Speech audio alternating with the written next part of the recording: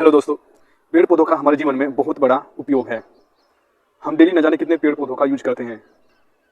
Daily से मतलब कि हम खाने पीने के लिए फल सब्जियों का यूज करते हैं। लेकिन इसके अलावा कुछ पेड़ पौधे ऐसे भी होते हैं जिनको आप डेली देखते हो लेकिन उसका उपयोग नहीं करते। कभी कभी मन में आता होगा आपके कि ये कौन सा प्लांट है, ये कौन सा पौधा है, ये कौन सा पेड़ है। जब कभी आप अपने मोहल्ले में या अपने बड़ों से इस बारे में पूछते होंगे कि ये कौन सा पेड़ है, तो ज़्यादातर आपको जवाब मिलता होगा पता नहीं, ये तो झाड़ी है या घास फूस है, कुछ इस तरह का जवाब मिलता होगा।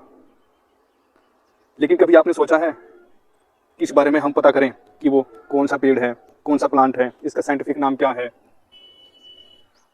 कुछ समय के लिए आप ये सोचते होंगे कि चलो क्या करना है, कौन सा इसका यूज है।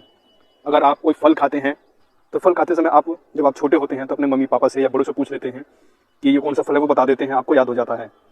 लेकिन जब किसी आप ऐसे प्लांट का नाम पूछते हैं जिनके बारे में किसी को कुछ पता ही नहीं होता, तो आप उसमें अपनी रुचि क्यों नहीं बनाते जानने के लिए कि कौन सा प्लांट है। तो हम अपने वीडियो के माध्यम से आपको हमारे आसपास के जितने भी टाइप के प्लांट्स होते हैं जिनके बारे में जल्दी कोई रुचि नहीं लेता जानने के लिए, उसके बारे में हम सब कुछ बताएंगे।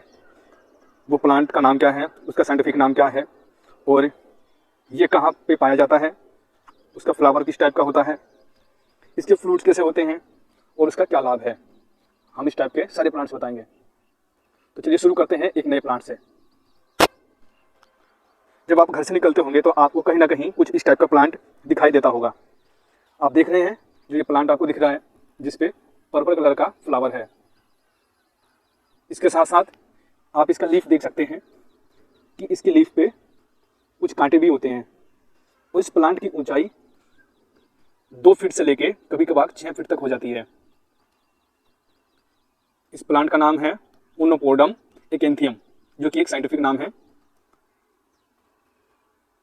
ये प्लांट एशिया के लगभग सभी देशों में पाया जाता है और इसका सीड डिस्पर्सल बहुत ज़्यादा होता है। ये एरी टाइप का होता है। शुरुआत में जब ये इमेच्योर रहता है तो इसके फ्लावर, ये जो आपको फ्लावर दिख रहा है पर्पल कलर का, ये फ्लावर्स का एक गुच्छा है और ये अभी इमेच्योर है।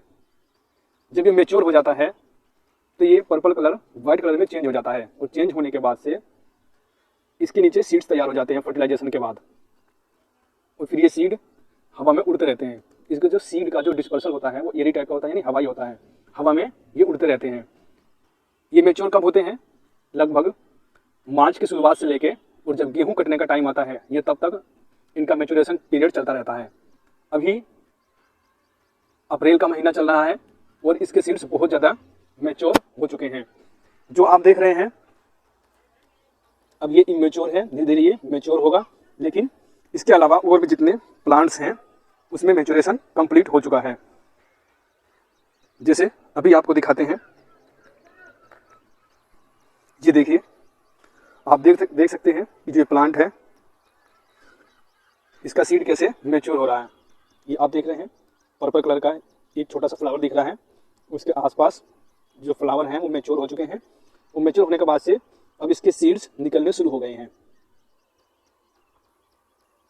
ये देखिए, अब ये इसके सीड्स मैच्योर होके यहाँ से निकल चुके हैं। इसमें जो छोटा सा पार्ट ऊपर वाला ये आपको दिख रहा है छोटा सा, ये इसका सीड है। अब क्या होगा, जैसे ही हवा चलेगी, हवा के साथ ये ऐसे उड़ना शुरू हो जाएगा। इसी तरीके से जब हवा चलती रहती है तो ये उड़ते रहते हैं। इसी टाइप से इसका डिस्पर्सल होता है सीड का। डिस्पर्सल मतलब प्रकीर्णन। मैच्योर होने के बाद से ये बाहर आ जाते हैं और बाहर आने के बाद से ये हवा के साथ उड़ते रहते हैं। उड़ने के साथ साथ ये पता नहीं हवा के साथ साथ बहुत दूर तक पहुंच जाते हैं। और जहाँ पे इनको फेवरेबल कंडीशन मिलता है, मतलब जहाँ पे इनको उचित वातावरण मिलता है, ये वहीं पे डेवलप हो जाते हैं। मैं जहाँ पे खड़ा हूँ वहाँ पे इसका डिस्पर्सल बहुत ज़्यादा हुआ है। बात आती है इसके जर्मिनेशन की और ग्रोथ की। तो जब डिस्पर्सल होता है तो ये उड़ के पता नहीं कहाँ कहाँ तक, बहुत दूर दूर तक फैल जाते हैं। लेकिन इसका जर्मिनेशन केवल उसी सोइल में होगा, उसी मिट्टी में होगा जो बहुत ज़्यादा फर्टाइल होगा। तो इससे ये बात साफ जाहिर होती है कि ये प्लांट वहीं पे ग्रोथ करता है जहाँ की सोइल फर्टाइल हो। मैं अभी आपको दिखा रहा हूँ कि जिस जगह पे मैं खड़ा हूँ, कम से कम 3 बीघे से भी ज़्यादा एरिया में इसका डिस्पर्सल हुआ है और ये ग्रोथ कर चुके हैं। ये देखिए आप, इतने लंबे एरिया में इनकी पॉपुलेशन हो चुकी है। मैं जहाँ तक देख रहा हूँ 1 2 3 कम से कम 4 बीघा ये एरिया है जिसमें इसका डिस्पर्सल हुआ है। चारों ओर केवल यही है। इसी के सामने आप देख सकते हैं, इसी खेत का थोड़ा सा ये एरिया है जहाँ पे कहीं भी ये प्लांट नहीं है, दूर दूर तक देखिए। और इसके दूसरे साइड में ये लगभग 4 बीघे में फैला हुआ है। एयर के साथ जब भी इसका डिस्पर्सल होता है तो ये उड़ के जहाँ तहाँ पहुँच जाते हैं, और पहुँचने के बाद से जमीन को फेवरेबल कंडीशन मिलता है। ये देखिए आप, ये आप देख रहे हैं इसके जो सीड हैं ये उड़ते उड़ते ऐसे टूट जाते हैं। इसके जो हेयर जैसा स्ट्रक्चर है ये क्या होता है, ये टूट के अलग हो जाता है, और फिर इनके पीछे क्या होता है, इनका मैच्योर सीड होता है। आपको दिखा देता हूँ, एक मैच्योर सीड होता है जो क्या होता है, इनका एयर जो स्ट्रक्चर है ये हेयर जैसा वो टूट के कहीं पे भी गिर जाता है, और जो इनका सीड है वो सोइल में मिलने के बाद से क्या होता है, जैसे फेवरेबल कंडीशन आती है तो ये क्या करते हैं, ग्रोथ कर जाते हैं। ये देखिए इसमें से टूट चुके हैं, और ये आपको जो ये दिख रहा है ये सीड, ये देखिए हल्का सा मेरे हाथ में छोटा सा ये है, ये यहाँ पे मेरे अंगूठे के पास, ये देखिए ये सीड जैसे ही ज़मीन पे गिरेगा और फेवरेबल कंडीशन आएगी तो वहीं पे ये जर्मिनेट हो जाएगा।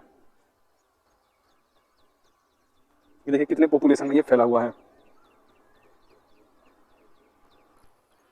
सामान्य भाषा में इस प्लांट को स्कॉच थिस्ल बोलते हैं, स्कॉच थिस्ल। ओनोपोर्डम एकेंथियम इसका साइंटिफिक नाम है। देखिए इसके जो पत्ते हैं, इनके पत्तों पे मैंने आपको पहले बताया कि कांटे होते हैं, लेकिन इसके अलावा एक और प्लांट होता है जिसका स्ट्रक्चर ठीक ऐसा ही होता है। उसके पत्तों पे भी कांटे ऐसे ही होते हैं। जो बॉडी स्ट्रक्चर है प्लांट का वो भी कुछ ऐसा ही होता है, लेकिन पर्पल कलर के बजाय जो फ्लावर होता है वो येलो कलर का होता है। जो आपको इसमें पर्पल कलर का फ्लावर दिख रहा है, उस प्लांट में पर्पल ना होके वो कैसा रहेगा, येलो कलर का होगा, जिसके लिए हम नेक्स्ट पार्ट में आपको बताएंगे।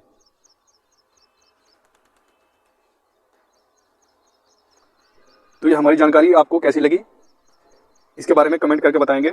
और हमारे आसपास जितने भी टाइप के प्लांट्स होते हैं छोटे मोटे, जिनके बारे में आपको या फिर किसी को भी नॉलेज नहीं होती या फिर जानना पसंद नहीं करते, या कई बार ऐसा भी होता है कि हम सोचते हैं कि क्या करना है इस प्लांट का, हमें कोई लाभ तो है नहीं इस प्लांट से, तो हम इसके बारे में जानकारी क्यों प्राप्त करें। लेकिन जब भी आप बायोलॉजी पढ़ते हैं, बायोलॉजी में बॉटनी पढ़ते हैं, तब इन नाम की जरूरत पड़ती है। दरअसल दोस्तों आपको बता दें कि संसार में ऐसी कोई भी चीज़ नहीं है जो बेकार हो, बस उसको उपयोग करने का तरीका हमें आना चाहिए। अब जिस प्लांट के बारे में हम जानकारी ले रहे हैं उस प्लांट का उपयोग क्या है, तो दरअसल इस प्लांट से मेडिसिन बनती है। किस चीज़ की मेडिसिन? कैंसर की और अल्सर की, जब कोई घाव वगैरह हो जाता है। इसी तरह दोस्तों जो उनसे प्लांट्स हैं जिनको हम रोज़ाना देखते हैं लेकिन हम उन पर ध्यान नहीं देते, वे प्लांट भी किसी न किसी काम में ज़रूर आते हैं।